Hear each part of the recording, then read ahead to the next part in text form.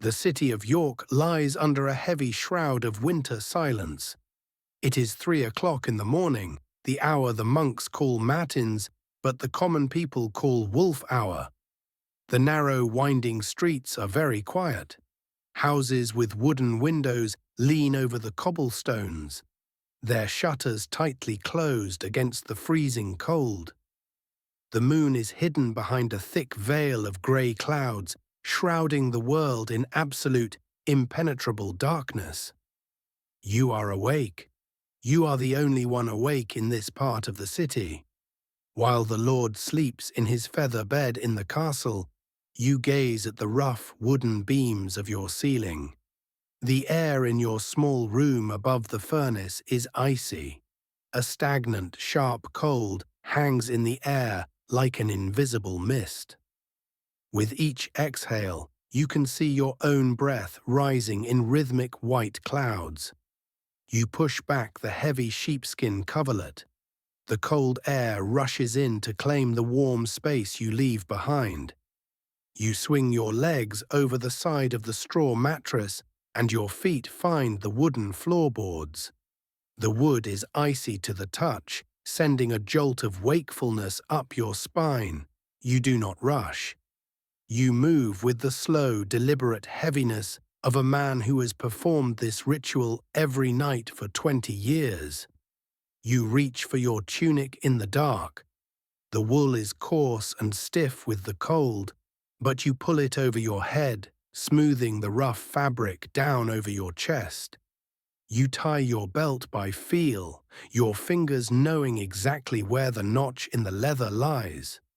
You pull on your thick woolen hose and step into your leather boots. They are dusted with a fine layer of white flour, a permanent ghost that haunts your clothing. You open the door of your bedchamber. The hinges are well oiled with tallow, so they make no sound to disturb your sleeping wife and children. You step out onto the narrow landing. The smell hits you immediately. It is the smell of your life.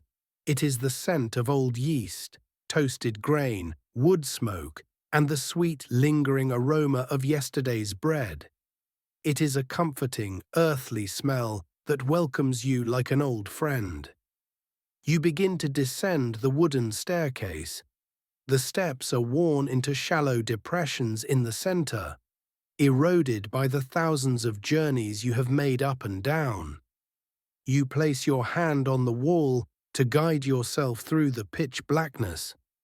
The plaster is rough and cool under your palm. You count the steps as you go down. 1, 2, 3. You know that the 7th step creaks, so you step over it, placing your weight on the 8th. You move like a shadow in your own home. You reach the bottom. You are now in the bakery proper. It is a large, low-ceilinged room dominated by the presence of the oven.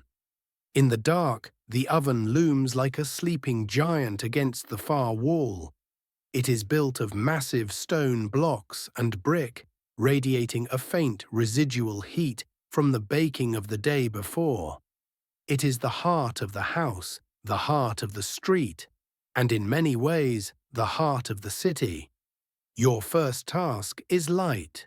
You fumble on the workbench until your hand closes around the cold iron of your tinderbox. You slide it open. You take out the flint and the steel striker.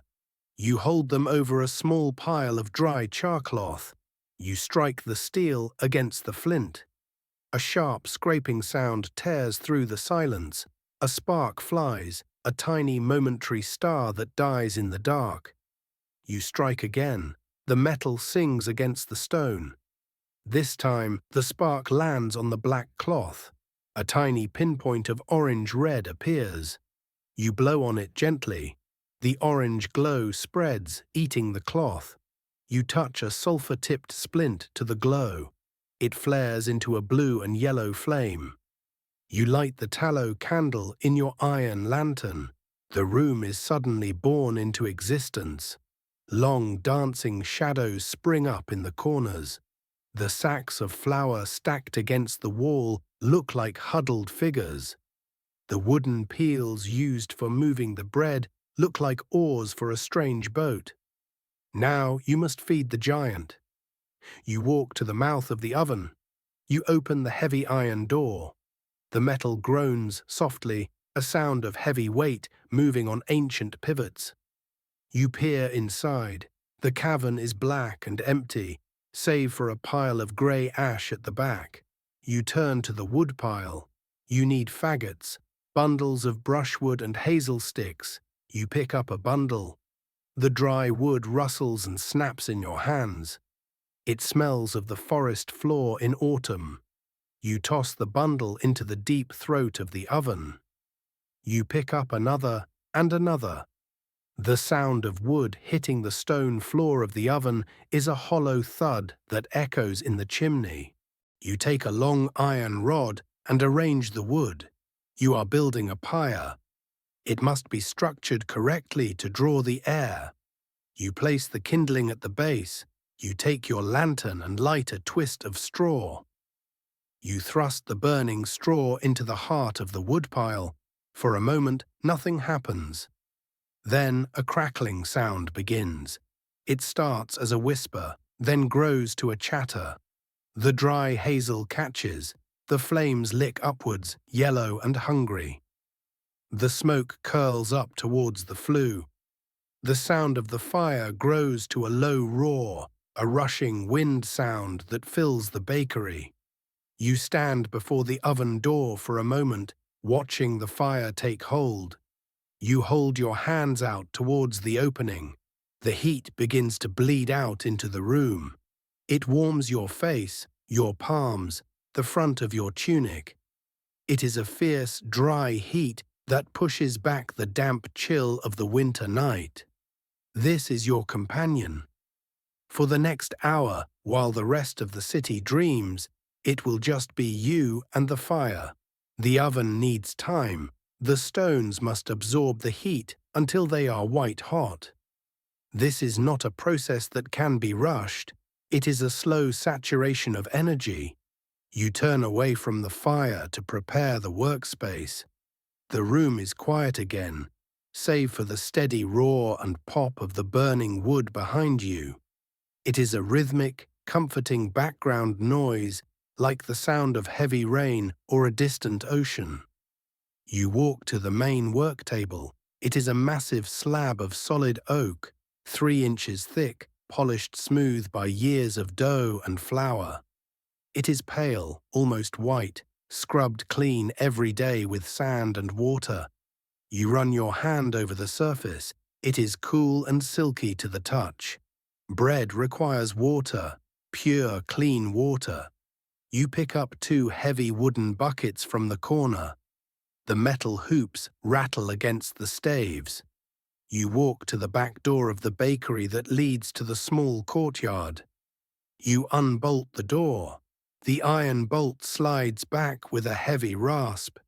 You step out into the night air. It is even colder here than inside. The frost glitters on the cobblestones of the yard. The sky is still pitch black. You walk to the well in the center of the yard. You hook the bucket onto the chain. You release the brake. The handle spins. The chain sings as it pays out, a high-pitched metallic whirring that descends into the earth. You hear a distant splash as the bucket hits the water far below. You begin to wind the handle. It takes effort. The water is heavy. You turn the crank, your breath coming in steady puffs. The ratchet clicks rhythmically. Click, click, click. The chain comes up wet and dripping. The bucket emerges from the darkness. You haul it onto the rim of the well. You do this again for the second bucket. The water is dark and still. It reflects nothing, for there is no moon. You carry the buckets back into the bakery. The water sloshes gently, a rhythmic liquid sound that matches your footsteps. The handles dig into your palms. You kick the door shut behind you, sealing yourself back in with the warmth. Now comes the flour. You walk to the storage area. The sacks are piled high, made of heavy hemp cloth. They are stamped with the mark of the miller, a wheel and a sheaf of wheat. You untie the neck of the first sack. The rough twine scratches your fingers. You roll down the edges of the cloth. The flour inside is packed tight. It is a pale, creamy white. This is the wheaten flour, destined for the finest loaves, the cheat bread and the manchet. You take a wooden scoop. You dig it into the sack. The flour yields with a soft, crunching sound, like walking on fresh snow. You fill the scoop and carry it to the large wooden trough, the hutch, where the dough will be mixed, but first it must be sifted. You cannot risk a stone from the mill or a husk of grain ruining the bread. You pick up the sieve. It is a wooden hoop with a mesh of fine horsehair. You pour the scoop of flour into the sieve. You hold it over the trough. You begin to shake it. This is the music of the bakery. Shh, shh, shh, shh. You rock the sieve back and forth. The flour falls through the mesh in a fine white rain. It creates a soft cloud of dust that rises into the air and dances in the lantern light. The dust coats your eyelashes. It settles on your arms. It creates a hushed, snowy landscape inside the trough. Shh, shh. The rhythm is hypnotic. You do not think about the movement. Your arms know what to do. You watch the pile of flour grow in the trough. It forms a soft, white mountain. It looks incredibly soft. You scoop more flour. You sift again. The sound is constant, a soft abrasion that smooths out the silence of the night. You are filtering the earth's bounty, refining it, preparing it. You switch sacks. Now you open the sack of rye and barley flour. This is darker, coarser. It smells earthier, nuttier. This is for the maslin bread, the bread of the common people. It falls through the sieve with a heavier sound, a deeper whisper. The air in the bakery becomes thick with flour dust. It smells dry and clean. It mutes the light of the candle, giving the room a hazy, dreamlike quality. You breathe it in. You taste the grain on your tongue. The flour is sifted. The water is ready. The fire is roaring. You take a moment to prepare yourself. You roll up the sleeves of your tunic past your elbows. Your forearms are thick and corded with muscle, the result of years of wrestling with heavy dough. You tie a long linen apron around your waist. It is stiff with starch and old flour. You pick up the scraper, a flat piece of iron with a wooden handle. You scrape the surface of the work table one last time, just to be sure. The metal rasping on the wood is a sharp cleaning sound. You wipe it down with a cloth. Everything is ready. The stage is set for the alchemy to begin. You look towards the oven. The fire has burned down slightly. The wood has turned into a mass of glowing red charcoal. The stones of the arch are beginning to bleach white with the intense heat. You can feel the warmth radiating across the room, combating the draft from the door. You go to the small shelf where you keep the most precious ingredient of all, the balm, the leaven. It is in a ceramic crock, covered with a damp cloth. You lift the cloth. The smell rises up to meet you. It is a sharp, sour, alcoholic smell. It smells of fermentation and life. Inside, the beige mixture is bubbling slowly. It is alive. It has been kept alive for years, fed with flour and water every day, a continuous chain of life stretching back to when your father ran this bakery. You look at the bubbling surface. This is the magic. This is what turns a paste of water and grain into bread that rises and breathes. You cover it again.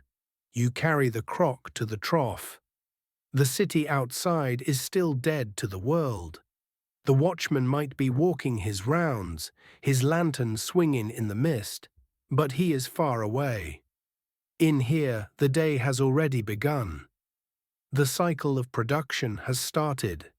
You stand before the trough, looking at the mountain of white flour and the bucket of dark water. You take a deep breath, filling your lungs with the warm, dusty air. You plunge your hands into the flour. It feels cool and soft, like velvet. The work begins. You stand before the great wooden trough, the hutch, which now holds a pristine landscape of sifted flour. It looks like a snowdrift, perfectly smooth and silent. You pause for a moment to admire the stillness of it before the violence of creation begins.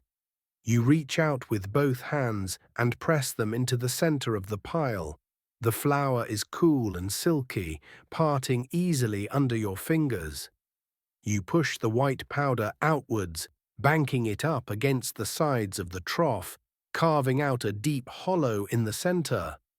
You work methodically, widening the circle until you have created a crater, a white volcano waiting for its molten core. The bottom of the trough is revealed, the pale oak wood exposed like the bed of a dry lake. You brush the last dusting of flour aside, ensuring a clean space for the liquids. You turn to the buckets of water you drew from the well. They have been sitting near the oven, absorbing just enough heat to take the icy edge off. You dip a ladle into the bucket and pour a measure of water into a separate mixing bowl. You test the temperature with your knuckle. It must be tepid. Too cold, and the yeast will sleep. Too hot, and the yeast will die. It feels like rain in late spring, neither chilling nor scalding. Now the soul of the bread. You pick up the ceramic crock containing the balm, the sourdough starter. You remove the linen cover. The smell wafts up, sharper now that it is disturbed. It is a pungent, acidic scent that cuts through the dusty air of the bakery. It smells of fermentation, of old ale, of life struggling in the dark.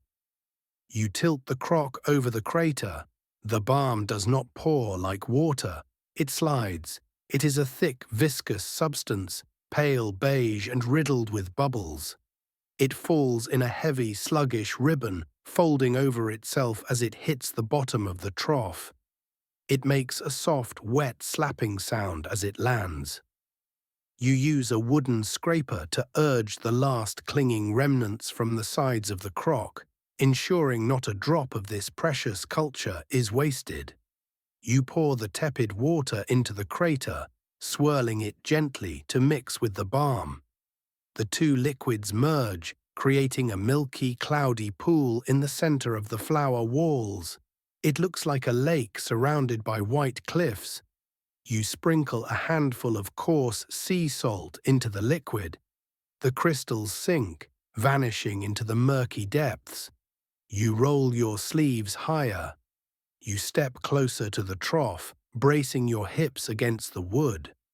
You take a deep breath, inhaling the smell of wet grain and yeast. Then you plunge your hands into the lake. The sensation is a shock of wetness and cool temperature. You keep your fingers open, stiff like the tines of a rake. You begin to stir the liquid in the center, creating a vortex. Slowly, gradually, you widen the circle of your movement. You graze the inner walls of the flour crater. The flour begins to fall into the liquid. At first, it is just a dusting, turning the water milky. Then, heavy clumps of flour collapse into the pool. You feel the consistency change. The liquid thickens. It transforms from water to soup, and then from soup to mud. You work with a steady rhythm. Circle, fold, circle, fold. The sound is wet and sloppy. It is the sound of mud being stirred. The mixture squelches between your fingers. It sucks at your skin. It is messy and chaotic. The pristine white flour is gone, replaced by a shaggy, uneven mass that clings to everything it touches. This is the most difficult stage. The dough is not yet dough. It is a sticky trap. It clings to your hands like a second skin. It creates webs of gluten between your fingers. If you try to pull your hand out, the dough pulls back, stretching into long, ragged strands that refuse to break. You do not panic. You do not stop. You know that the only way out is through. You must incorporate more flour. You reach for the banks of dry flour still remaining at the edges of the trough. You fold them into the wet center. The sound changes as the mixture dries out slightly. The wet squelching becomes a heavier, duller thudding sound. You are no longer stirring, you are lifting. You dig your hands under the heavy mass and turn it over. It lands with a solid, wet flop. You scrape your hands against each other to remove the excess dough, letting the clumps fall back into the mix. You pick up your iron scraper. You run it along the sides of the trough, gathering every stray bit of wet flour, forcing it all into the center. The metal scrapes loudly against the wood, a harsh cleaning sound that punctuates the soft, wet noises of the mixing. You continue to turn the mass, over and over, lift and fold, lift and fold. Slowly, a miracle of chemistry begins to happen. The shaggy, tearing mess begins to bond. The flour drinks the water. The gluten strands begin to link hands, forming a network. The dough starts to clean itself off your hands. It starts to pull away from the sides of the trough. It is becoming a single entity. It is no longer 1,000 separate ingredients. It is one thing. It is heavy now, dense. It resists you. You have to put your weight into it.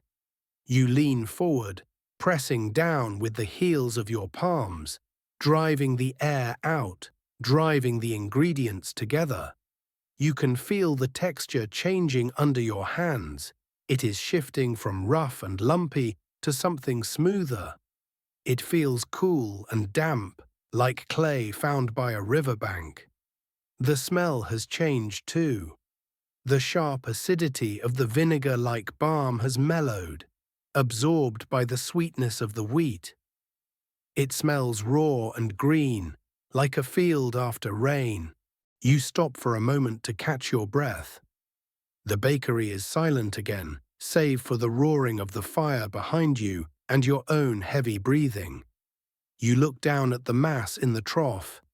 It sits there, a pale, unformed lump, waiting for your strength to give it life.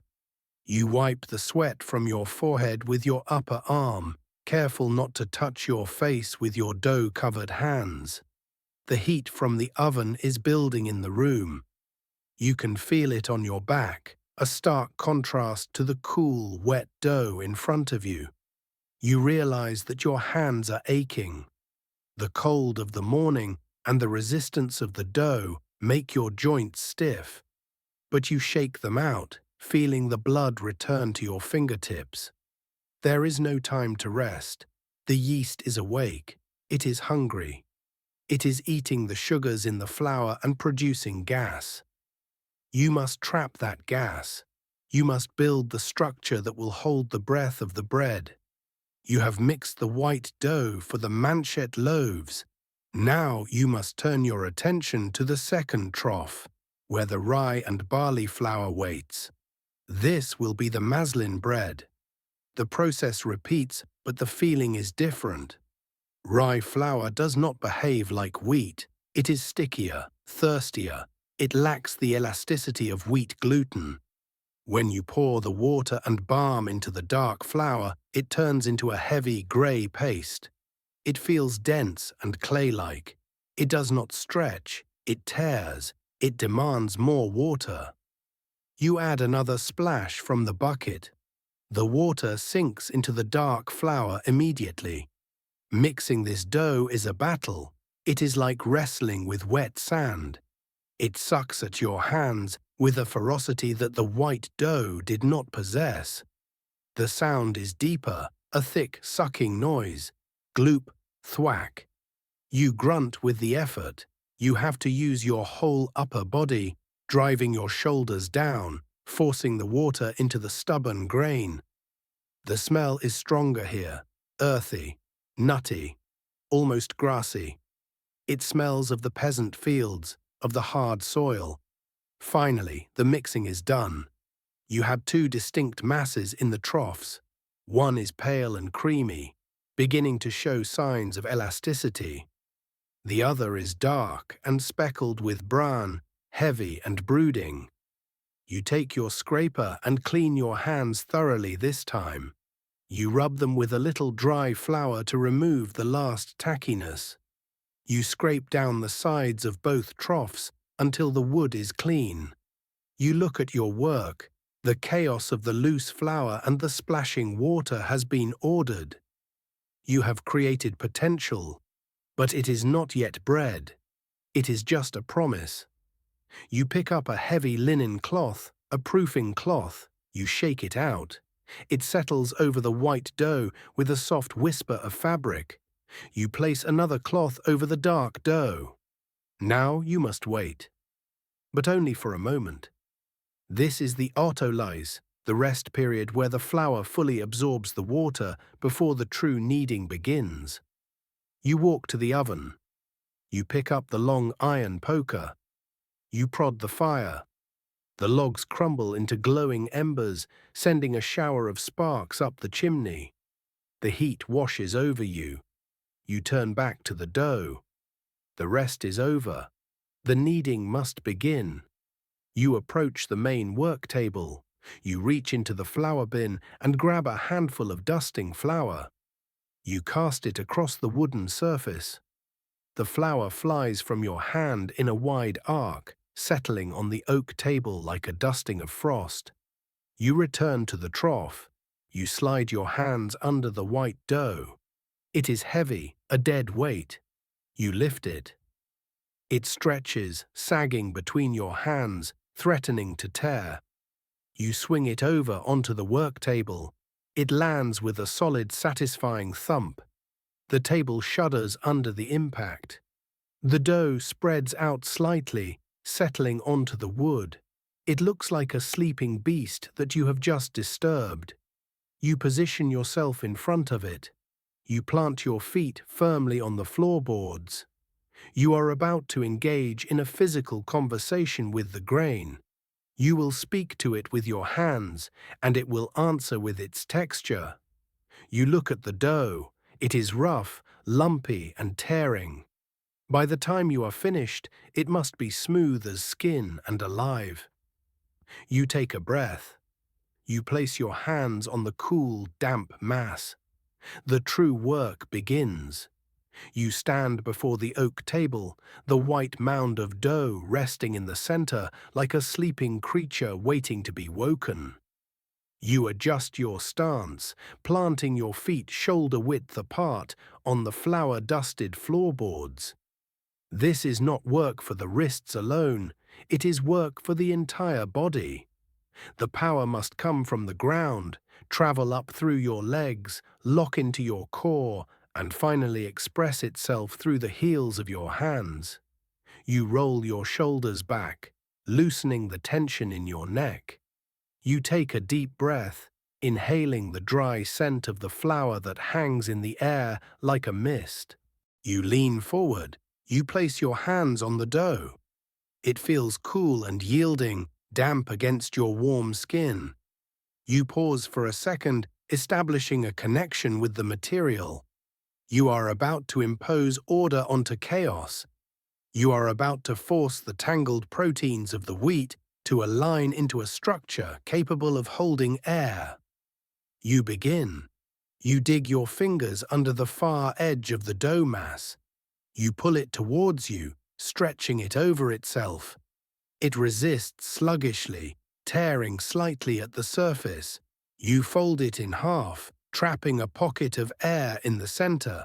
Then you place the heels of your palms on the top of the fold. You lean your body weight forward. You do not push with your muscles. You simply let gravity do the work. You press down and away, driving the dough across the rough surface of the table. The dough smears against the wood, gripping the grain of the oak. It stretches out into a long, ragged tongue. You pull your hands back. You rotate the mass a quarter turn. You grab the edge again. You fold, you press, you stretch. The rhythm begins slowly.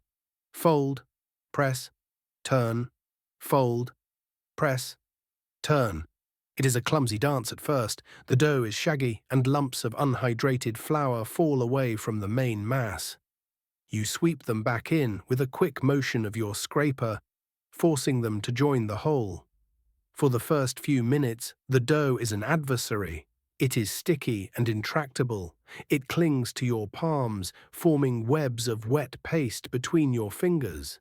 It adheres to the table, leaving behind smears that you must constantly scrape up. It feels heavy and dead, a wet weight that saps the energy from your arms. But you do not stop. You know that this struggle is necessary. You are waking up the gluten. You are knitting together the microscopic strands that will give the bread its spine. You increase the pace.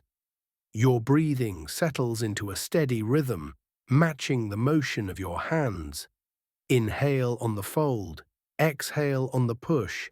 The sound of the bakery changes. The wet squelching of the mixing phase is replaced by a duller, rhythmic thudding.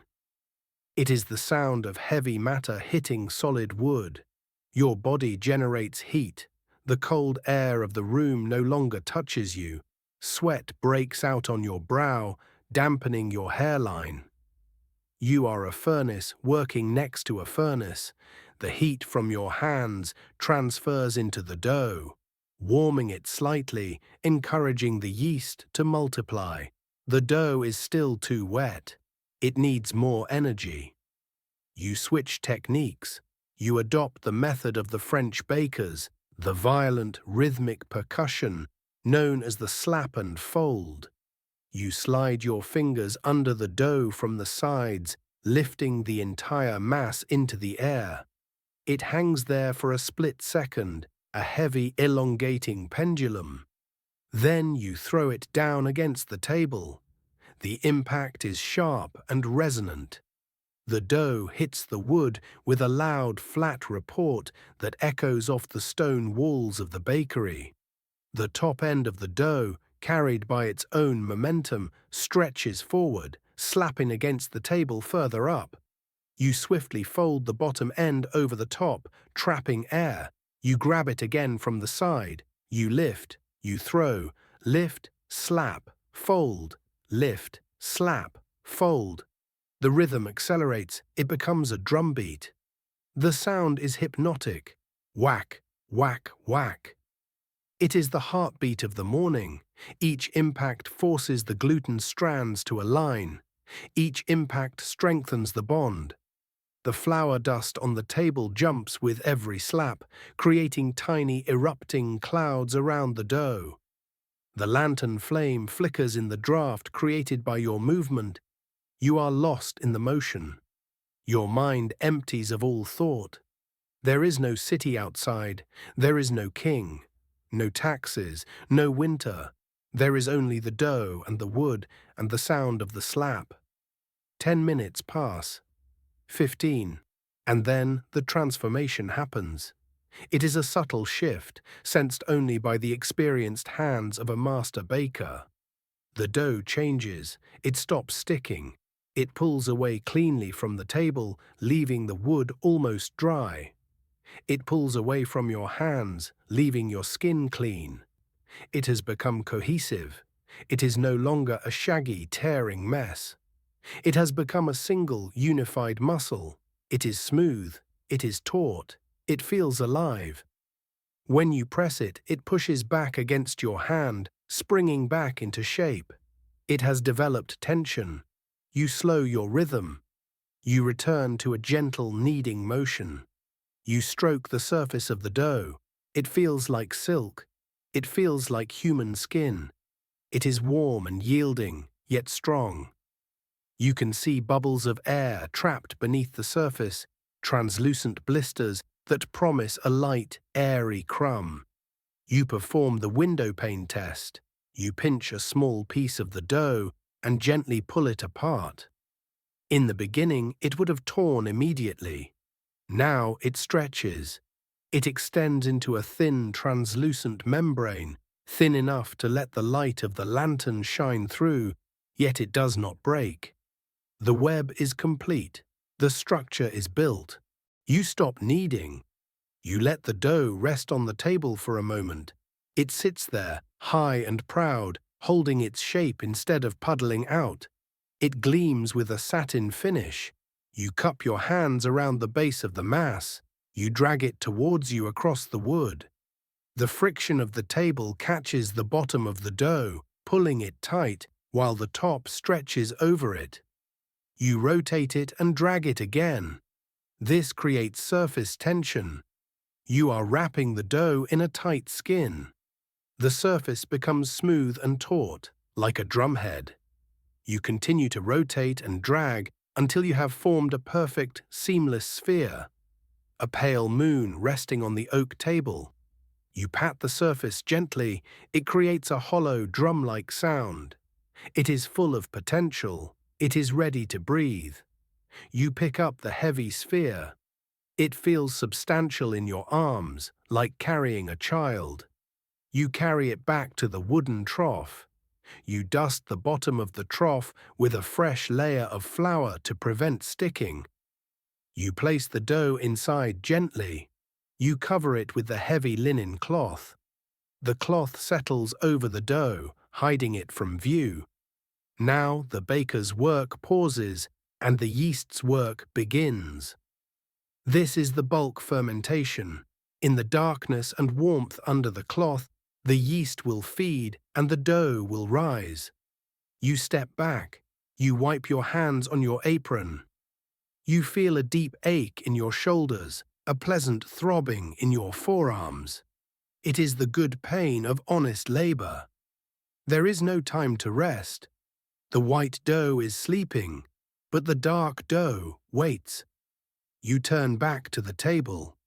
You scrape the surface clean of the white flour remnants, depositing the scrapings into a bin for the pigs. You cast a handful of coarse rye flour onto the wood. You lift the heavy grey mass of the maslin dough from its trough. It lands on the table with a duller, heavier sound. It does not bounce, it splats. Kneading rye is a different battle. Wheat dough wants to be elastic. Rye dough wants to be clay. It does not stretch, it breaks. It is sticky, gum-like, and heavy. You cannot slap and fold this dough. It would just shatter. You must press it. You use the heels of your hands to drive into the center of the mass, crushing it against the table. You fold it over and crush it again. The sound is different. It is a squelching, dense sound. It is quieter, more muffled. The dough grabs at your hands, coating them in a grey, sticky paste. You have to stop frequently to scrape your hands clean and redust the table. This work is slower. It is a grind. You are not building a web of gluten here, for rye has little gluten to give. You are simply distributing the yeast, ensuring that every grain of flour is hydrated, forcing the water into the bran. You work with your head down, your breathing heavy and slow. The smell of the rye rises up, earthy and sour. It smells of damp soil and autumn leaves. It is a stubborn dough, a peasant dough. It fights you every inch of the way. Finally, the dark dough is smooth enough. It will never be silky like the white bread. It will always remain slightly tacky and heavy. But it is uniform. You shape it into a rough round and place it in its own trough, covering it with a darker cloth. The physical battle is over. You stand in the center of the bakery, your chest heaving slightly. The room is silent again. The slapping and thumping have ceased. The dust in the air begins to settle, drifting down like microscopic snow. You pick up your metal scraper. You approach the work table. It is covered in a map of your labor. Streaks of dried dough, patches of flour, the imprint of your hands. You place the blade of the scraper against the wood at a shallow angle. You push. The metal bites into the residue. It shaves the table clean. The sound is a long, harsh rasp that cuts through the quiet. You work in long strips, clearing the wood, revealing the pale oak beneath. You sweep the debris into your hand and discard it. You take a damp cloth and wipe the table down. The wood darkens as it gets wet, then quickly dries in the warm air. Now there is stillness. The dough is in the troughs, rising. The fire is in the oven, soaking into the stones. The water is in the bucket, still and dark. You have a moment of respite. This is the first rise. It will take an hour, perhaps two, depending on the mood of the yeast and the warmth of the room. You walk to the oven. You check the fire. The wood has burned down to a bed of pulsing red coals. The heat is intense now. If you stand too close, it scorches your face. The stones of the oven arch have turned from black to grey, and from grey to white. This is the sign. The soot has burned off. The oven is reaching its peak temperature. You pick up a heavy iron rake. You slide it into the mouth of the oven. The metal scrapes against the stone floor. You push the coals further back, spreading them out to heat the rear of the chamber. A wave of sparks rushes up the chimney, vanishing into the night sky above the city. You pull up a small, three-legged stool. You sit near the oven, but not too close. You lean your back against the warm brickwork of the chimney breast. You are tired. The adrenaline of the kneading is fading, leaving a heavy lethargy in your limbs. You rest your hands on your knees. They are red and swollen from the work, dusting with white powder in the creases of your knuckles. You listen. You can hear the fire popping softly. You can hear the wind rattling the shutters of the window high up on the wall. And if you listen very closely, you can hear the dough. It makes tiny, wet popping sounds as the bubbles of gas form and burst. It creaks as it expands, pressing against the sides of the wooden trough. It is a living thing, breathing in the dark. You close your eyes. You let the warmth seep into your bones. You wait for the bread to rise. An hour has passed in the warm silence of the bakery. The fire has settled into a steady, glowing heat that pulses from the mouth of the oven. You stand up from your stool, your joints popping softly in the quiet room. It is time. You approach the wooden trough where the white dough has been sleeping. You reach out and take the corner of the heavy linen cloth. You peel it back slowly. The transformation is silent but profound. The small, dense ball you placed there an hour ago has vanished. In its place is a swollen, pillowy mass that fills the trough almost to the brim. The surface is smooth and pale, stretched tight by the gas trapped inside. It looks soft, incredibly fragile, like a cloud trapped in a wooden box. You lean in and inhale. The smell has deepened. It is no longer the raw scent of wet flour. It is the sweet, alcoholic breath of fermentation. It smells of ripeness. It smells of the yeast doing its invisible work, turning sugar into air. You prepare the work table again, casting a fresh, light dusting of flour across the oak. You take your plastic scraper. No, in this age, a flat piece of horn or iron, and slide it gently down the side of the trough. The dough pulls away from the wood with a web of sticky strands that stretch and break silently. You slide your hands under the mass. It feels warm now. The fermentation generates its own heat. It feels alive and airy, lighter than it looks. You lift it. As you move the dough from the trough to the table, it begins to collapse under its own weight. The gas bubbles stretch and shift. You hear a soft, long sigh escaping from the mass. It is a whisper of air, the sound of the bread exhaling. You lay it onto the table. It flows outwards gently, relaxing into a soft, rectangular pillow. It quivers slightly when it settles, gelatinous and airy. Now the brute force of the kneading must give way to the strict precision of the law. In the city of York, the weight of a loaf is determined by the king's assize. To sell a light loaf is a crime punishable by fines, the pillory, or worse. You must be exact. You reach for your scales. They hang from a hook on the wall. You place the heavy brass stand on the table. The metal clinks solidly against the wood. The two brass pans swing back and forth on their chains, chiming softly like distant bells, until they find their equilibrium and come to rest. You place the iron weights in the left pan. For the manchet loaves, the finest white bread, the weight is set. The iron sits heavy and black against the shining brass. The pan sinks with a definitive thud. You pick up your dough knife. It is a rectangular blade of steel with a wooden handle. You eye the mass of dough, calculating the volume. You have done this thousands of times. Your eye is a measuring instrument. You make the first cut. You press the blade down into the soft pillow. It severs the gluten strands with a faint shearing sound. You do not saw, you press.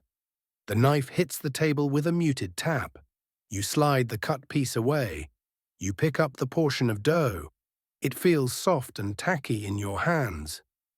You place it gently onto the right-hand pan of the scales. The chains rattle as the balance shifts. The pan goes down. It hits the wooden base, too heavy. You take your knife and slice off a small sliver of dough. You toss it back onto the main pile. The pan rises, it hovers. The pointer on the central column sways left, then right. It settles dead center. Perfect. You lift the weighed dough and place it to your left. You cut the next piece. You weigh it. Too light. The pan remains in the air. You pinch a piece of dough from the scrap pile and press it onto the portion. The pan sinks. Balance. This becomes a rhythmic cycle. Cut. The sound of steel severing softness. Weigh. The rattle of brass chains. Adjust. The soft pat of adding dough. Set aside. The quiet thud of the portion hitting the table. You work your way through the entire mound of white dough. Soon the table is lined with identical, shapeless lumps of potential bread. They sit in rows, resting, waiting for your hands to give them form. You dust your hands with flour. You pick up the first weighed portion. It has flattened out slightly while sitting.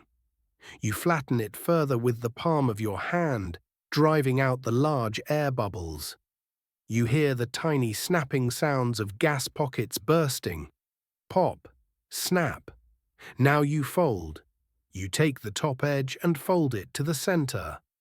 You take the sides and fold them in. You create a tight little package. You flip the dough over so the seams are on the bottom against the table. You cup your hand over the dough, your fingers touching the wood. You begin to make small circular motions. You push the dough against the table and pull it back. The friction of the wood catches the bottom of the loaf, holding it in place, while your hand pulls the top skin tight. You watch the surface of the dough. It stretches. It becomes smooth and taut. It shines. If you pull too hard, the skin will tear. If you pull too little, the loaf will be flat. You find the perfect tension. You spin the dough one last time. It forms a perfect tight ball, a bowl.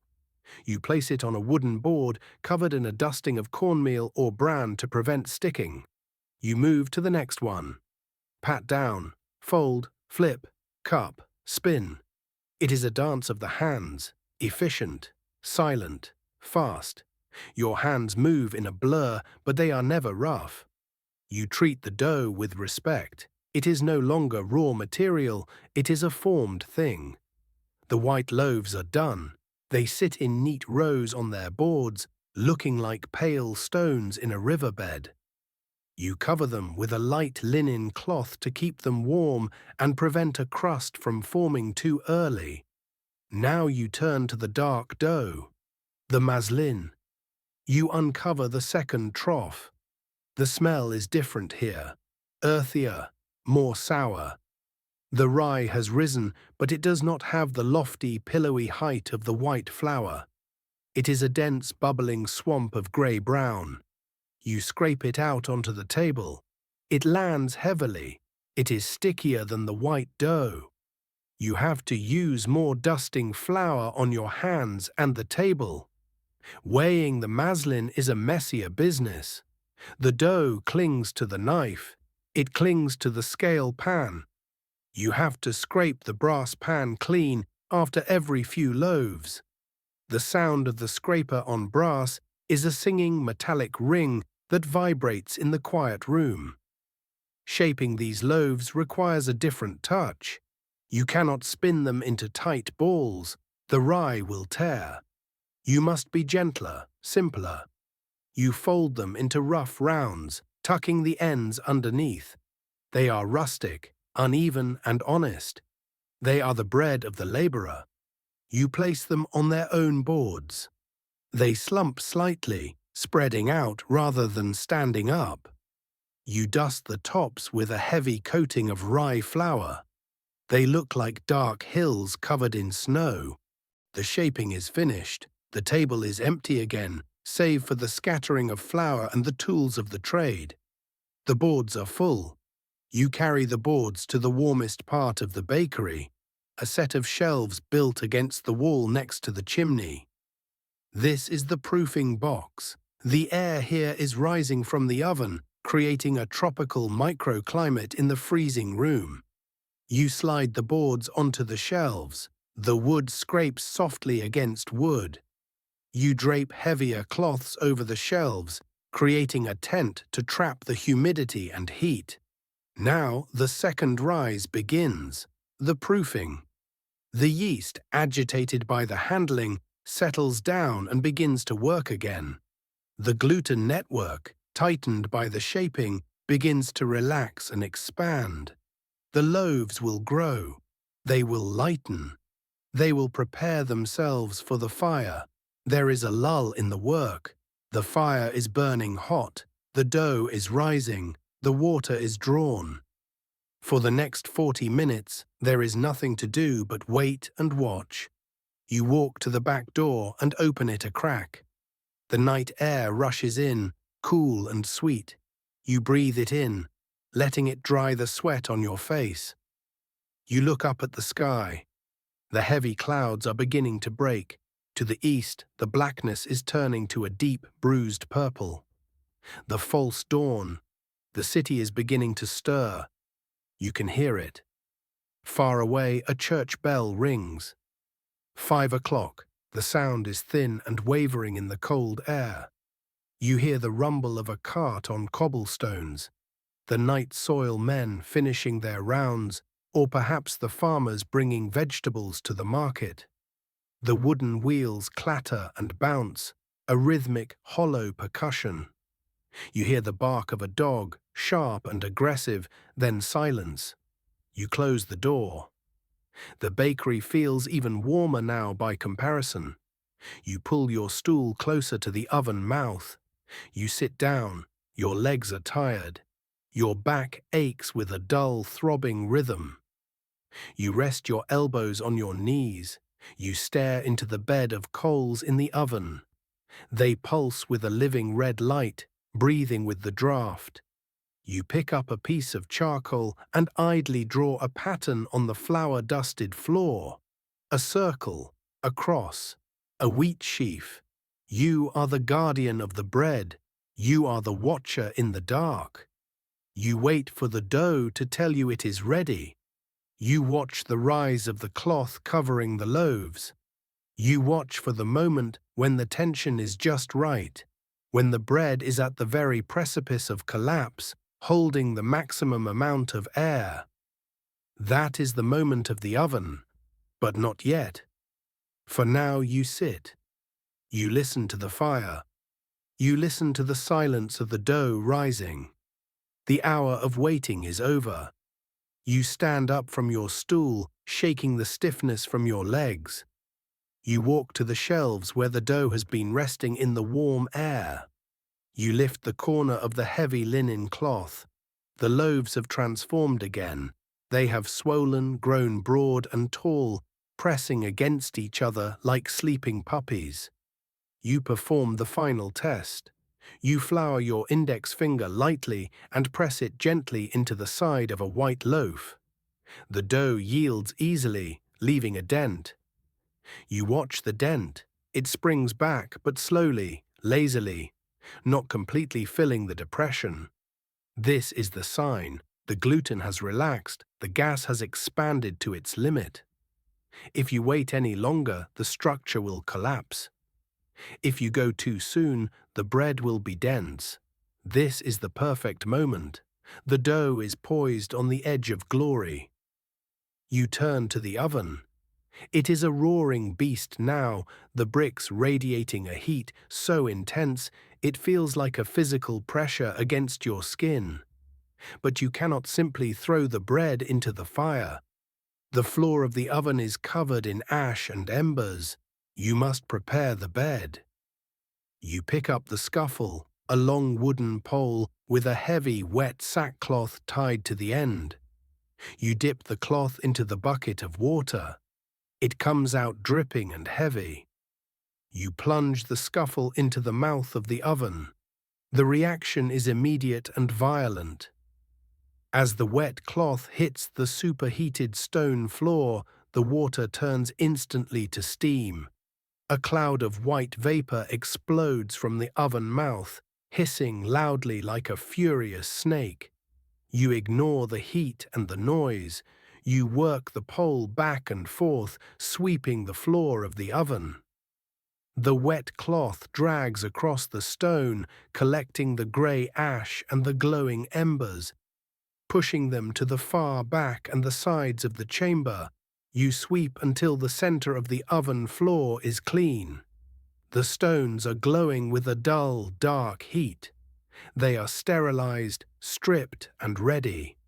The steam clears, leaving the air in the bakery humid and smelling of wet stone and fire.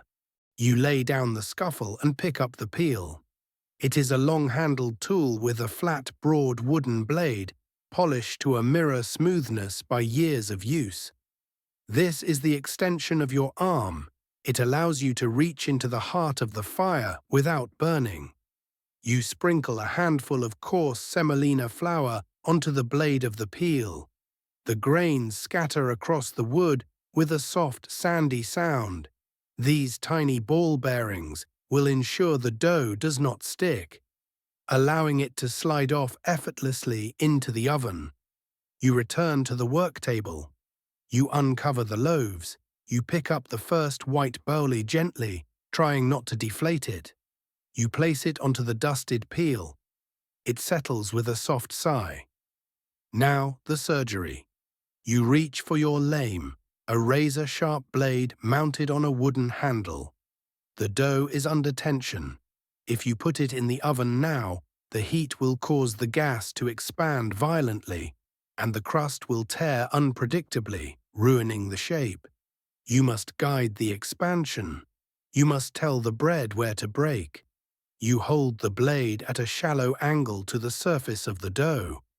You do not hesitate. Hesitation drags the blade and tears the skin. You must be swift and confident. You slash. The blade cuts through the taut skin of the dough with a faint, wet shearing sound. The dough splits open instantly, revealing the cavernous structure inside. You make a second slash, crossing the first. or perhaps a series of parallel cuts for the long loaves, or a square for the rye. This is your signature. Every baker has a mark.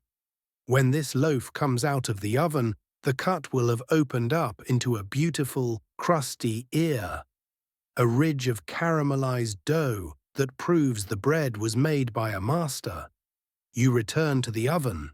You thrust the shovel toward the mouth of the oven. You aim for the left rear corner. You must fill the oven in a specific pattern, starting from the back and working your way to the front, so you don't burn yourself later when reaching for the hot bread. You extend your arms.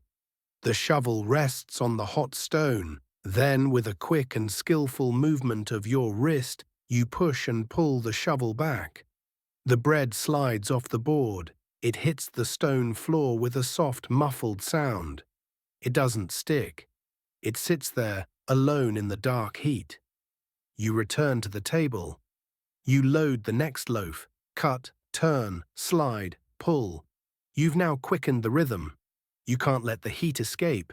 Load, cut, slide, boom, load, cut, slide, boom. You're playing a game of Tetris with dough and fire.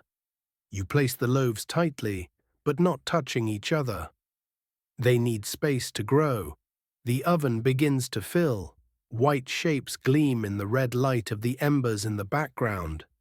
As the dough hits the hot stone, a new smell enters the bakery. It is the smell of the dusting flour and the semolina burning. It is a sharp, toasted smell, like coffee or dark caramel. It is the smell of the crust beginning to form. The intense bottom heat of the oven strikes the dough immediately. The yeast, sensing the heat, goes into a final frenzy, producing a last burst of gas before it dies. This is the oven spring. The loaves literally jump up. You can almost see them growing in the flickering light. The cuts you made with the razor open up wide, revealing the creamy interior. You work up a sweat. The heat coming out of the oven door is relentless. It dries your eyes. It prickles your skin. You are dancing on the edge of a volcano, feeding sacrifices into its mouth. The white loaves are in. They take the prime spots in the center where the heat is most even. Now, the maslin, the heavy rye loaves. These are more robust. They can handle the cooler spots near the door or the hotter spots near the embers. You heft them onto the peel. They are heavy, spreading out like flat stones. You score them deeply, a simple cross to let the devil out, as the old wives say. You slide them in. They land with a heavier, wetter sound. The oven is nearly full now, a sea of pale mounds stretching back into the darkness. The last loaf is in. You withdraw the empty peel. You lean it against the wall. You grab the heavy iron door of the oven. It is hot to the touch, even the handle. You use a thick rag to grip it. You swing it shut. The metal hinges scream in protest, a high, piercing sound that cuts through the roar of the fire. The door slams home against the stone frame. Clang. The latch falls into place. Click. The roar of the fire is instantly muffled. The bright orange light is cut off. The bakery plunges back into semi-darkness, lit only by your lantern and the grey light of dawn creeping in through the shutters. But you are not done. The bread needs one last thing: steam. Steam keeps the crust soft for the first few minutes, allowing the bread to expand fully before it hardens. Without steam, the crust forms too fast, trapping the bread in a straitjacket of stone. You pick up a garden sprayer, or in the old way, a brush dipped in water. You open a small vent in the oven door. You spray water into the hot chamber. Hiss, sizzle. The sound of water hitting hot stone is aggressive. It sounds like a whip cracking. The water vaporizes instantly. filling the sealed chamber with a humid, pressurized cloud. You close the vent. Now the bakery goes quiet again. The frantic activity of loading is over. The physical labor is done. Now it is just physics and chemistry. You pull your stool back to its spot. You sit. You wipe your face with your apron. You are drenched in sweat. But the air in the room is cooling down now that the oven door is shut. You watch the thermometer, or you watch the hourglass. 40 minutes, that is how long it takes. You listen to the oven. It talks to you. You can hear the sizzling of the moisture in the dough. You can hear the shifting of the wood embers. You can hear the groaning of the iron door as the pressure builds inside. The smell begins to change. The sharp smell of burnt flour fades. It is replaced by something sweeter, something warmer. The smell of Maillard reaction, the browning of sugar and protein, the smell of crust, the smell of toast, the smell of bread. It starts faint, a whisper of scent. Then it grows. It fills the room. It seeps under the door and out into the street. It is the best smell in the world. It is the smell of hunger being answered. It is the smell of civilization. You close your eyes and breathe it in. You let your heartbeat slow down. You let your muscles relax. You are the creator, resting on the seventh day, waiting for your creation to be finished. Outside, the city is waking up. You hear more carts. You hear voices. But they are still ghosts in the fog. The only reality is the heat at your back and the smell of the baking bread. You sit on your three-legged stool, your back resting against the warm bricks of the chimney breast. The bakery has settled into a profound stillness. The frantic energy of the loading is gone, replaced by a waiting game that demands patience above all else. The heavy iron door of the oven stands between you and the transformation occurring within. It is a portal to a violent, hot world where soft dough is being forged into sustenance. You cannot see it, but you know exactly what is happening in the dark. You can feel it in the vibrations of the floor and smell it in the changing air. Inside that stone chamber, the water within the dough is turning to steam, pushing against the gluten network, forcing the loaves to rise one last desperate time. The starches are gelatinizing, turning from a white paste into a structured crumb. The sugars on the surface are caramelizing, darkening from pale cream to gold, and from gold to a deep chestnut brown. The smell in the room shifts minute by minute. 10 minutes ago, it smelled of yeast and alcohol. Now it smells of toasted nuts and burnt sugar. It is a thick, visible scent that seems to hang in the air like smoke. It makes your mouth water, a primal reaction that you cannot control. It is the smell of survival. It is the smell of home. You cannot simply sit for 40 minutes. A baker's work is a circle. As one task ends, the preparation for the next begins. You stand up quietly and pick up your scraper. You walk to the troughs where the dough was mixed. The wood is coated in dried remnants of the dough. It has crusted over, turning hard and flaky. You place the edge of the scraper against the oak. You push. The metal bites into the dry paste, lifting it away from the wood with a long, dry, rasping sound. The dried flakes fall to the bottom of the trough like autumn leaves. You work methodically, scraping every inch of the interior. The sound is rhythmic and abrasive, a dry friction that contrasts with the wet squelching of the morning's mix. You gather the scrapings into your hand. They are hard and sharp. You toss them into the swill bucket for the pigs. Nothing is wasted. Next, you take a stiff brush made of coarse straw. You sweep the inside of the troughs. The bristles scratch against the wood, whispering a dry song. You sweep until the oak is pale and clean again, ready for tomorrow's flour. You turn your attention to the floor. It is a map of your labor, dusted with white footprints and scattered with semolina. You take the large broom from the corner. The handle is polished smooth by your grip. You begin to sweep. You move in long, slow arcs. The bristles hiss against the stone flagstones, gathering the white dust into grey piles.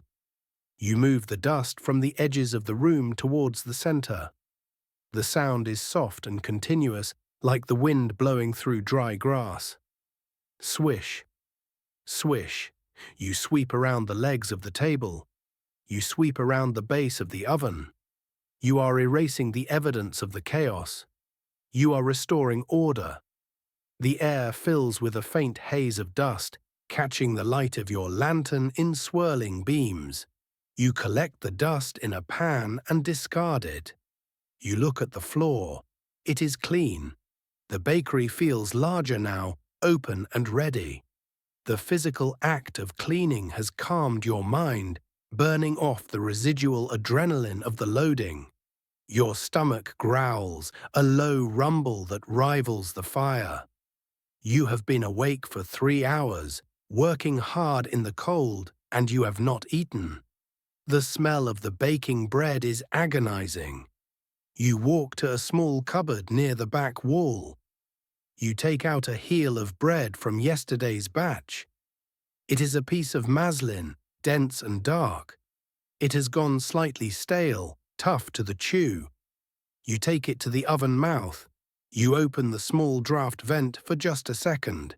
You hold the bread near the heat. The crust warms up, the crumb softens slightly. You can smell the rye waking up again. You sit back on your stool. You tear a piece of the bread.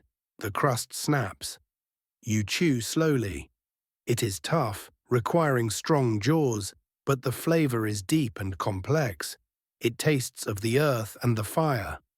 You wash it down with a cup of cold water from the bucket. The simple meal grounds you. You are eating the work of your own hands. 35 minutes have passed. You check the time by the length of the candle in your lantern. It has burned down a precise inch. You stand up and approach the oven. You lean your ear close to the iron door. You listen. Inside, something magical is happening. The bread is singing. It is a faint sound, audible only to those who know what to listen for. A high-pitched ticking and crackling. It sounds like tiny twigs snapping in a forest or rain falling on dry leaves. This is the sound of the crust cooling slightly as the steam escapes, shrinking and fracturing into thousands of microscopic fissures. It is the sound of the bread settling into its final form. It sings when it is ready. You nod. The song tells you it is time.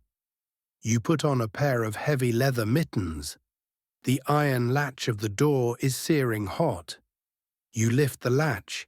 It clanks heavily. You pull the door open.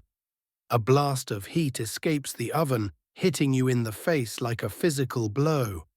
It forces you to take a step back and squint your eyes. The heat is dry and aggressive, carrying with it a concentrated cloud of the aroma of toasted wheat. You blink and look inside.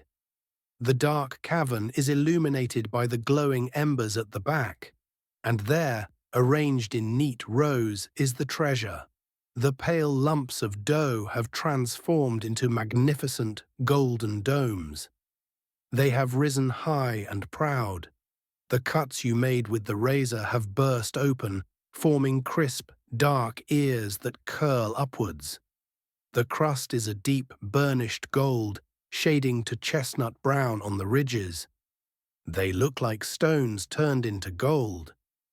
You pick up the peel again. You slide the wooden blade into the oven. It glides over the hot stone floor. You aim for the first loaf in the front row. You slide the peel under the loaf. It moves easily. The bottom crust has set hard and flat. You lift it. You withdraw the peel. The loaf emerges into the cooler air of the bakery. You turn and slide it onto the cooling rack, a set of wooden shelves with slatted bottoms to allow air circulation.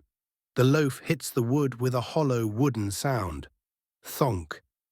It sounds like tapping on a ripe watermelon. It is light, lighter than it looks, for all the water has gone, replaced by air. You go back for the next one, slide, lift, withdraw, slide. The rhythm returns, scrape, lift, thonk, scrape, lift, thonk. You unload the oven row by row, the cooling rack begins to fill, a wall of golden brown bricks is being built. As each loaf lands, it adds its voice to the chorus. The crackling sound in the room grows louder. The bread is singing a symphony of thermal shock. You pause to inspect a loaf of manchet. You pick it up. It is scorching hot, burning your fingers even through the calloused skin. You juggle it slightly. You turn it over. The bottom is flat and clean, dusted with a little toasted semolina. You tap the bottom with your knuckle, tock, tock, tock. It sounds hollow, a drum. This is the proof. The crumb inside is airy and baked through. If it sounded dull, thud, thud, it would be dense and underbaked. But this is perfect. You press the crust gently. It is hard and crisp, resisting your finger, but you can feel the softness of the crumb beneath the shell. It is a suit of armor protecting a tender heart. You place it back on the rack. You feel a surge of pride. This is alchemy. You took dust and water and made this.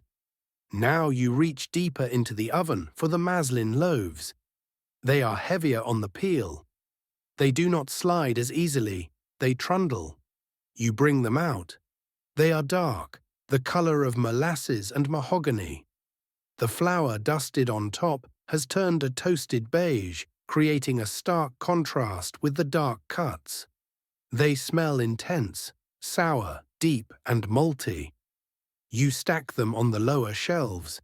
They retain heat longer than the white bread. They will stay warm for hours, radiating heat like thermal stones. The oven is empty now. The stone floor is bare, save for a few blackened patches of flour. The fire at the back has died down to a pile of grey ash with a pulsating red heart. The beast has been fed, and it has delivered. You stand back and look at the racks, 50 loaves, a morning's work. The heat radiating from the bread creates a shimmer in the air. The room is now filled with the sound of crackling crusts. It is a comforting, domestic rain sound. You take a cloth and wipe the sweat from your neck. The hard work is done. The pressure is off. The bread exists. It is real. You walk to the window. You unlatch the shutter. You push it open. The grey light of dawn floods into the room, mixing with the yellow lantern light. It is a cold, steel-grey light. You look out into the street. The fog is lifting. The cobblestones are wet. A figure walks past, a woman carrying a basket. She stops. She sniffs the air. She looks up at your window. She knows. The whole street knows. The bread is ready. You close the shutter, but you leave it unlatched. The city is waking up. Soon they will come. They will come with their coins and their hunger. But for now, for just a few more minutes, the bread belongs to you. You sit on your stool one last time. You watch the steam rising gently from the cooling loaves. You listen to their song. You are the baker, and this is your quiet victory. The bread has cooled just enough. It is no longer scorching to the touch, but it retains a deep, radiating warmth that feels like a living pulse against your palms. You begin the process of moving the harvest from the cooling racks to the front of the shop. You pick up a large wicker basket. It is old, the willow branches worn smooth and dark by years of handling. It creaks softly as you lift it. You line the bottom with a clean linen cloth. You begin to stack the loaves. First, the white manchet loaves. You pile them carefully. They knock against each other with that hollow, woody sound that signifies a perfect bake. The crusts are hard and dry. You fill the basket until it is heavy, a mound of golden domes. You carry the basket through the narrow doorway that separates the bakehouse from the shop front. The shop is a small, unheated room facing the street. It is freezing in here, the air still stagnant from the night. You place the basket on the wooden shelves behind the counter. The smell of the bread immediately begins to fill the small space, chasing away the musty odor of the cold timber. You go back for the maslin. These loaves are heavier, denser. You stack them on the lower shelves. They are the foundation of the day's trade. You arrange them in neat rows, their dark, flour-dusted tops glowing in the dim light. You walk to the front of the shop. The window is not glass. It is a large wooden shutter, hinged at the top, that opens directly onto the street. It is currently bolted shut with a heavy iron bar. You grip the cold iron. You slide the bolt back. It grinds against the metal keep, a harsh, awakening sound. You push the bottom of the shutter. It swings outwards and upwards. You hook it onto the iron catch that hangs from the overhang of the roof. The shop is now open. The barrier between you and the city is removed. A rush of cold, damp air floods into the shop, swirling around your legs. It brings with it the sounds of the street. The city of York is waking up. The silence of the night has been replaced by a low, grey hum. You lean on the counter, a wide slab of oak that acts as the windowsill. You look out. The street is narrow, the upper stories of the houses opposite leaning in so close they almost touch your roof. The cobblestones are wet with morning dew. A thin mist hangs in the air, softening the edges of the buildings. You wait. It is a ritual. You are the first shop on the street to open. You are the beacon. You hear footsteps approaching. They are light, hurried steps, not the heavy boots of a laborer, but the soft shoes of a woman. A figure emerges from the mist. It is a young servant girl from one of the merchant houses. She is wrapped in a grey wool shawl, clutching a basket to her chest. Her nose is red from the cold. She sees the open shutter. She sees the steam rising from the bread shelves behind you. Her pace quickens. She stops at the counter. She does not speak immediately. She just breathes in the smell. Her eyes widen. For a moment, the cold of the morning is forgotten. "2 manchets, Master Baker," she says. Her voice is small, a cloud of white steam accompanying her words. "And a maslin for the kitchen." You turn to the shelves. You pick up 2 of the white loaves. They are still warm. You can feel the heat transferring to your skin. You place them on the counter. You reach down for the dark rye loaf. You place it beside the others. The girl reaches into a small leather pouch tied to her belt. She fumbles with cold fingers. She pulls out coins, copper pennies. They are old, worn smooth by 1,000 hands. She places them on the wood of the counter. The metal clinks softly. It is the sound of commerce, the sound of the world turning. You do not sweep them up immediately. You look at them. This is the reward for the heat and the labor. This is the coal for tomorrow's fire. This is the flour for tomorrow's dough.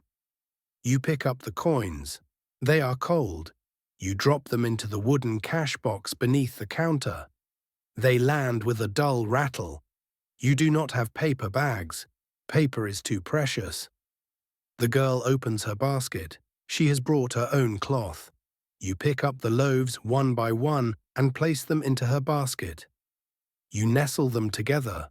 The heat from the bread rises up into her face. She smiles. It is a genuine, involuntary smile of comfort. "God bless you, master," she whispers. She covers the bread with the cloth, tucking it in like a mother tucking in a child. She wants to trap that heat, to carry it back to her master's table. She turns and hurries away down the street. You watch her go. She walks faster now, fueled by the warmth she carries. She vanishes into the mist. The seal is broken, the first sale is made. Now they come. It is a slow trickle at first, a labourer on his way to the docks, buying a dense rye loaf for his lunch. He grunts a greeting, his voice rough with sleep. He tucks the loaf directly into his tunic, against his shirt, using it as a hot water bottle to warm his chest. Then a housewife, inspecting the loaves with a critical eye. She points to a specific one, the one with the darkest crust. You hand it to her. She squeezes it. She nods. The exchange is made. The rhythm of the shop is different from the rhythm of the baking. It is staccato. Greeting, order, movement, payment, departure. You move back and forth between the shelves and the counter. It is a dance of service. You are the provider. You are the person who starts their day. As the morning progresses, the smell of the street changes. The clean, cold mist burns off. It is replaced by the smell of wood smoke from 100 chimneys, the smell of horses passing, the smell of the tanneries down by the river. But inside your shop, the smell of bread remains sovereign. It creates a barrier, a zone of sanctuary. People step up to your counter and pause. They inhale. For a second, their faces relax. The lines of worry about money or sickness or the cold smooth out. You are selling calories, yes, but you are also selling comfort. You are selling a memory of summer fields in the dead of winter.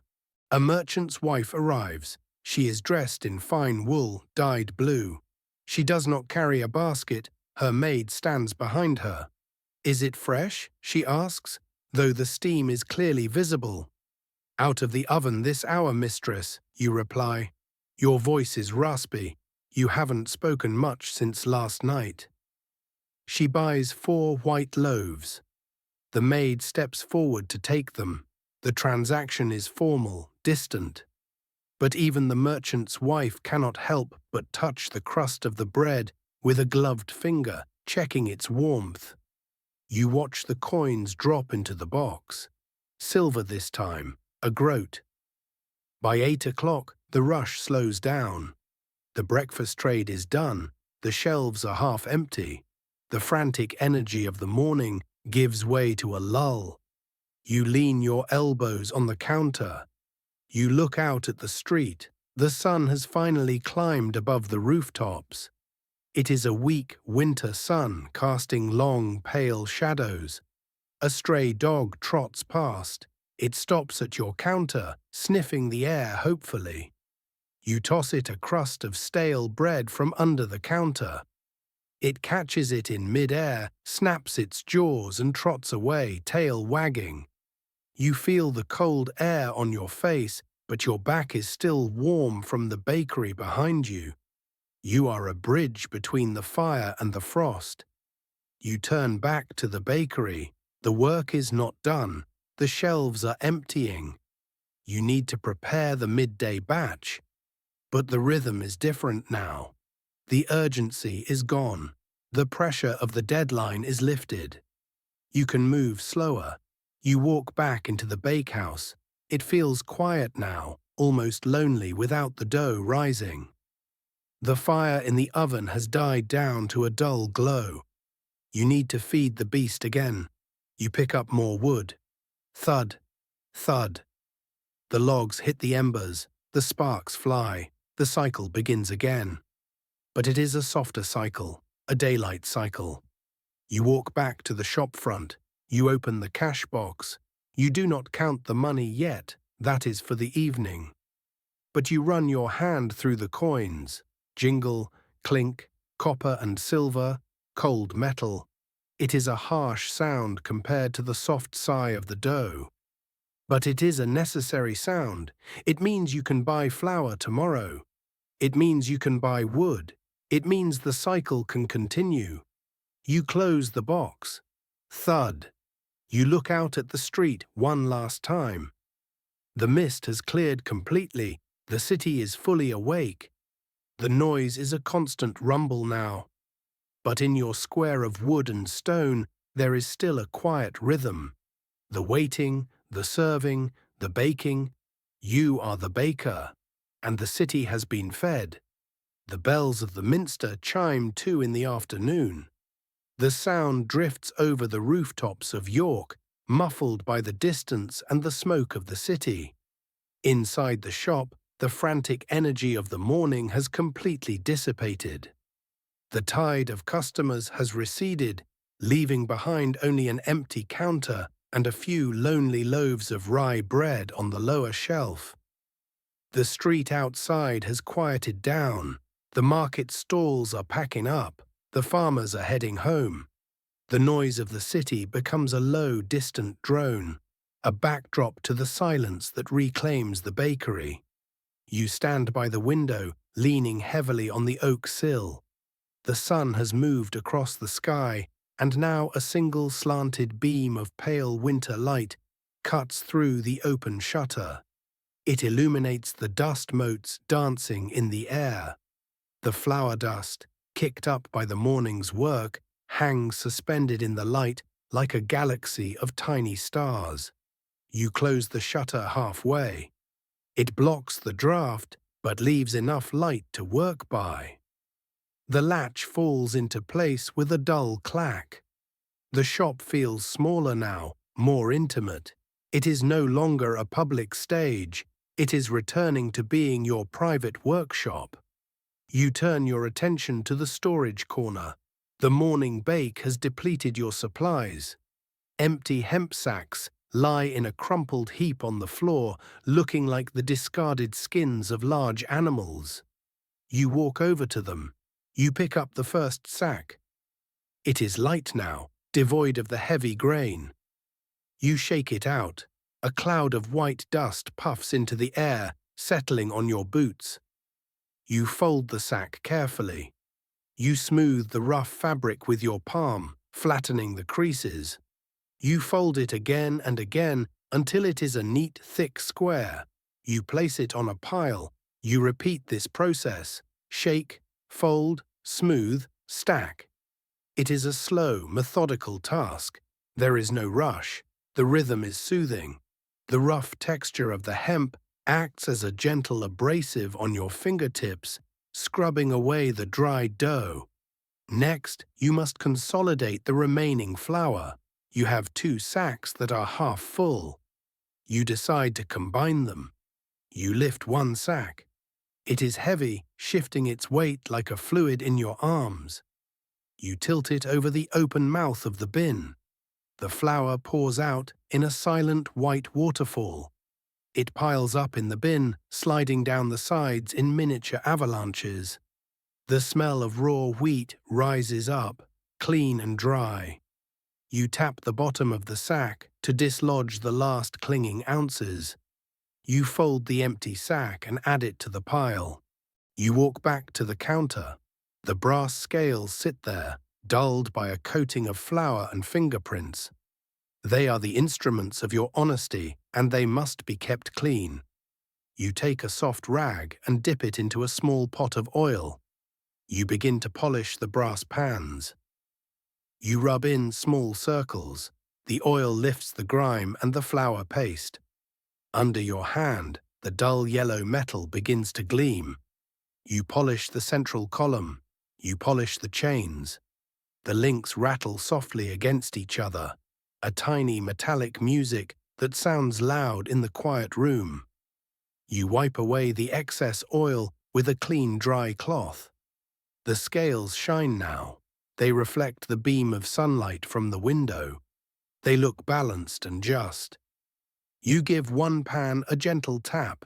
It swings down, then rises, oscillating slowly until it comes to a perfect stillness. Your body reminds you that you have not eaten a proper meal since last night.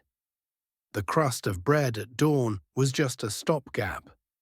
Now the hunger is a dull, heavy ache in your stomach. You walk into the back room, the bakehouse. It is still warm here, retained by the massive thermal mass of the stone oven, though the fire is just a bed of grey ash now. You pull your stool to the table, you sit down. The relief is instant. Your legs, which have supported you for 10 hours, throb with gratitude. You stretch them out. You feel the muscles unknotting. You take out your lunch, a chunk of hard cheese, an apple, wrinkled from winter storage but still sweet, and a jug of small beer. You cut the cheese with your pocket knife. It is sharp and crumbly. You eat it slowly, savoring the salt. You bite into the apple. It snaps crisply. The juice is cold and tart, cutting through the dusty taste of the flour in your mouth. You drink the beer. It is room temperature, dark and malty. It is not strong, but it relaxes you. It makes your eyelids feel heavy. You sit there, chewing and staring at the cooling oven. You are in a state of suspended animation. You are too tired to move, but not yet ready to sleep. You are simply existing in the space you have created. The warmth of the room and the food in your belly conspire against you. Your chin drops to your chest. Your eyes close. For 10 minutes, you drift. You are not asleep, but you are not awake. You are in the grey zone. You hear the sounds of the house settling, the wood creaking, the wind sighing in the chimney. You dream of fields of wheat. You see the green stalks waving in the summer wind. You see the mill wheel turning, the water splashing over the paddles. You see the flour falling like snow. It is a peaceful, heavy trance. The baker's doze. It restores you more than a full night's sleep for other men. You snap back to awareness. A log shifts in the ash of the oven, making a soft crumbling sound. You blink. The light in the room has changed. The sun is lower now, the beam of light stretching longer and thinner across the floor. You stand up. You groan slightly as your stiff muscles protest. But there is still work to be done. The day is winding down, but the cycle must be primed for tomorrow. You pick up the broom again. You sweep the shop front. You sweep the area behind the counter. You sweep the crumbs of your own lunch. You are erasing the day. You walk to the woodpile. It is depleted. You need to bring in more fuel for the morning fire. You open the back door to the yard. The afternoon air is cold and grey. The sky is heavy with clouds again. More snow is coming. You walk to the woodshed. You gather armfuls of faggots and split logs. The wood is cold and rough against your arms. You carry it into the bakery, stacking it neatly by the oven mouth. Stack, return, gather, stack. The rhythm is slow and heavy. You are storing heat for the future. You are building the battery that will power the next day. Finally, you return to the shop counter. You pull out the wooden cash box. It is heavy with the day's takings. You dump the contents onto the oak surface, a pile of copper and silver. It is a dirty, chaotic heap. You begin to sort it. Copper pennies in one pile, silver groats in another, half pennies, farthings. You stack them into neat towers. Click, click, click. The sound of metal on metal is precise and final. You count. 1 shilling, 2 shillings, 3. It has been a good day. The flour is paid for. The wood is paid for. There is enough left for the tithe and for your own table. You scoop the coins back into the box. You lock it with a small iron key. You hide the box in its secret niche under the floorboards. The light is failing fast now. The street outside is turning blue with twilight. The lamplighter has not yet come. You walk to the window. You unhook the shutter. You pull it in. It swings on its hinges with a heavy creak. It slams shut against the frame. Bang! The sound is definitive. The shop is closed. The eye is shut. You slide the heavy iron bolt across. It locks the world out. Now the bakery is truly dark. The only light comes from the embers in the oven and the single tallow candle you light on the table. The silence returns. It is different from the morning silence. The morning silence was full of anticipation. This silence is full of completion. It is a heavy, satisfied silence. You look around your domain. The shelves are empty. The floor is swept. The wood is stacked. The dough troughs are clean. You take off your apron. You shake it out. You hang it on a peg by the door. You roll down your sleeves. You are no longer the baker.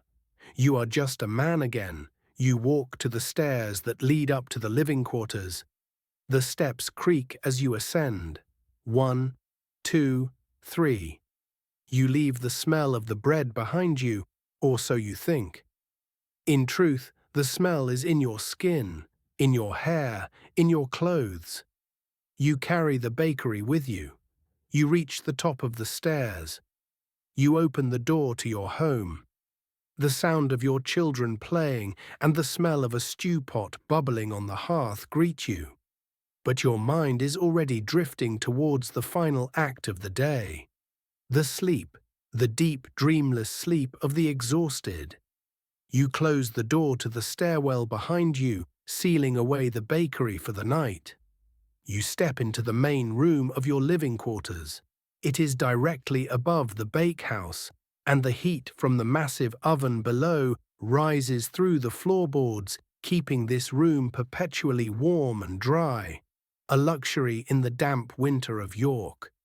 The room is lit by a single rushlight dipping in a pool of fat on the table and the glow of the peat fire on the small hearth. Your wife is there, mending a tunic. Your children are already asleep in the trundle bed, a tangle of limbs and wool blankets. You sit down heavily at the table. Your wife sets a bowl before you. It is a simple pottage of peas and bacon, thickened with the crusts of old bread. You eat slowly. The spoon feels heavy in your hand. You do not speak. There is no need for words. The silence between you is comfortable, woven from years of shared labor and shared rest. You finish the bowl. The warmth of the food combines with the warmth of the room to create a heavy, narcotic blanket that settles over your shoulders. Your eyelids droop. The candle flame blurs, stretching into a long golden streak. You stand up one last time to check the window. You open the shutter just a crack. The city of York is submerged in darkness. There are no streetlights, only the occasional torch of a late traveler or the lantern of the watch. The snow has started to fall again. Large, lazy flakes drift down from the invisible sky, settling on the rooftops and the cobbles. The city is being wrapped in white wool. It muffles the sound of the world. Far away, near the city gates, you hear the cry of the night watchman. It is a long, drawn-out call, distorted by the distance and the snow. 9 o'clock, and all is well. All is well. The fire is banked. The door is bolted. The bread is sold. The city sleeps. You close the shutter. The latch clicks home. You draw the heavy curtain across the window, shutting out the cold, shutting out the night, shutting out the world. You begin to undress. It is a slow, clumsy process. Your fingers are stiff and swollen from the day's work. You untie your belt. You pull off your tunic. It smells of flour and wood smoke, the perfume of your trade. You fold it and place it on the chest at the foot of the bed. You sit on the edge of the bed to remove your boots. You groan as you pull them off. Your feet are throbbing, relieved to be free of the leather confinement. You rub your arches, feeling the bones settle. You stand in your linen shift. The air in the room is cooling as the fire dies down, but the heat from the floor is still constant. You blow out the rushlight. A thin wisp of smoke curls up into the darkness, smelling of tallow. Now there is only the red glow of the peat embers. You climb into the bed. It is a box bed built into the wall to keep out drafts. The mattress is stuffed with fresh straw and lavender, laid over a rope frame. It rustles softly as you settle your weight onto it. Your wife is already asleep, her breathing deep and even. You lie down beside her. The heat of her body is a radiator. You pull the heavy woolen blankets up to your chin. They are coarse and scratchy, but heavy. The weight presses you down into the mattress. You let your head sink into the pillow. It is stuffed with goose feathers, a small luxury. It cradles your neck. You lie on your back. You stare up into the darkness of the canopy. You can feel the house settling around you. The timber frame creaks gently in the wind. It is a ship sailing through the night. You close your eyes. Your body begins to shut down, muscle by muscle. You relax your jaw. You drop your shoulders. You unclench your hands. Your hands still feel the ghost of the dough. You can feel the cool, wet resistance of the mix. You can feel the elasticity of the knead. You can feel the heat of the oven door. Your hands twitch slightly, replaying the movements of the day. Fold, push, turn, slide, lift. But the memory is fading. The sensation dissolves into a pleasant, tingling warmth. The blood is flowing freely now. The work is done. Your thoughts begin to drift. They lose their shape, expanding like the dough in the trough. You think of the yeast. Down below in the dark bakery, the scrapings in the tub are waiting. The microscopic life is sleeping, just like you, waiting for the water, waiting for the flour. You realize that you are part of a great circle. The grain grows in the field. The miller grinds the stone. The baker feeds the fire. The people eat the bread. And then they sleep. And then they wake. It is a comforting thought. You are not just a man. You are a gear in the clockwork of the world. And for the next 5 hours, your gear does not need to turn. Your breathing slows. Inhale. Pause. Exhale. It matches the rhythm of the wind outside. The boundaries of the room dissolve. The ceiling disappears. The walls disappear. You are floating in a warm, dark void. It smells of toast. It smells of lavender. It smells of peace. You sink deeper. Through the mattress, through the floorboards, through the bakery, into the earth. The earth is warm. The earth is silent. Images flicker for a moment and then vanish. A golden loaf of bread splitting open, a spark flying up a chimney, a coin spinning on a table. Then nothing, just the velvet darkness, just the heavy, restorative silence. You are safe. The oven is cold. The bread is eaten. The debt is paid. Sleep, baker. Sleep, father. Sleep, man. The morning will come. The fire will light again. But now there is only the night. Sleep, sleep, sleep.